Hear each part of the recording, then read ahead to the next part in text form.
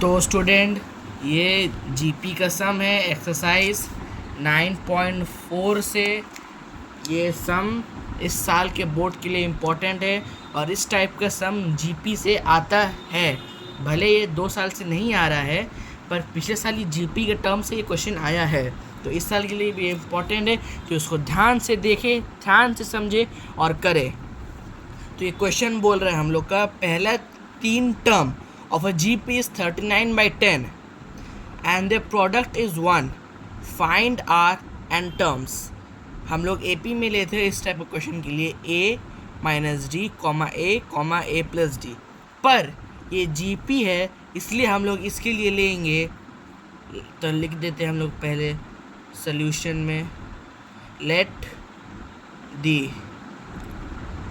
First 3 terms of a GP be A by R, A, AR। तो according to question कुछ ज़्यादा hard नहीं है, बहुत इजी है। आपको समझ लीजिएगा तो और भी आसान हो जाएगा, एकदम बच्चा। अकॉर्डिंग टू क्वेश्चन क्या है यहाँ पर सेकेंड लाइन में, उसका प्रोडक्ट 1 है, तो उसको हम लोग प्रोडक्ट में कर लेते हैं A by R times A R equal to 1। R cancel, A cube equal to 1। अब हम लोग क्यूब रूट ले लेंगे तो A इक्वल्स टू 1 का क्यूब रूट विच इज़ 1। अब हम लोग क्या बोले हैं, देयर सम। यहाँ से A निकली, अब हम लोग सम से R निकालेंगे। सम में क्या है, तो हम लोग A by R plus A R equal to 39/10।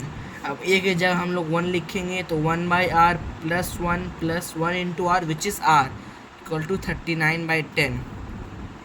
LCM हम लोग का यहाँ पर ही R होगा, तो हम लोग लिखेंगे 1 plus R square equals to 39/10। Cross multiplication कुछ हाथी घोड़ा नहीं है इसमें, सीधा क्रॉस मल्टीप्लाई कर दिएगा, आंसर एकदम हड़क से आ जाएगा। 10R square plus 10R plus 10 equal to 39R। ठीक है, अब यहाँ से हम लोग 10R square minus 39R, R यहाँ आ गया, plus 10R plus 10 equal to 0। 10R square minus 29R plus 10 equal to 0। अब हम लोग LCM लेंगे तो 10 का LCM होगा 100। उसको डिवाइड करना है, 2 से डिवाइड करेंगे 50, वापस 2 से करेंगे 25। तो हम लोग को 29 लाना तो 25 प्लस 4, तो होगा 10R square minus 25R minus 4R plus 10 equal to 0।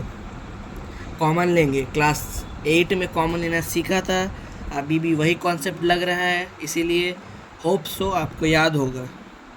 तो यहाँ से हम लोग क्या कॉमन लेंगे, 5R कॉमन लेंगे, यहाँ बचेगा 2R माइनस 5। यहाँ से कॉमन लेंगे हम लोग 2, अंदर बचेगा 2R माइनस 5 इक्वल टू 0।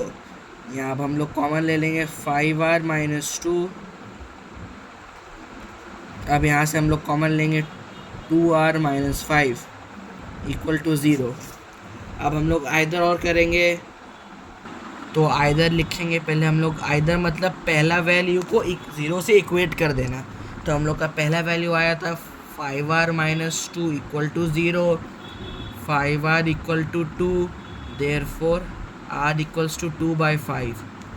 अब हम लोग और करेंगे, और का मतलब दूसरा वैल्यू को 0 से इक्वेट कर देना। तो दूसरा वैल्यू हम लोग का आया था 2R माइनस 5 इक्वल टू 0, तो R हो जाएगा हम लोग का 5/2।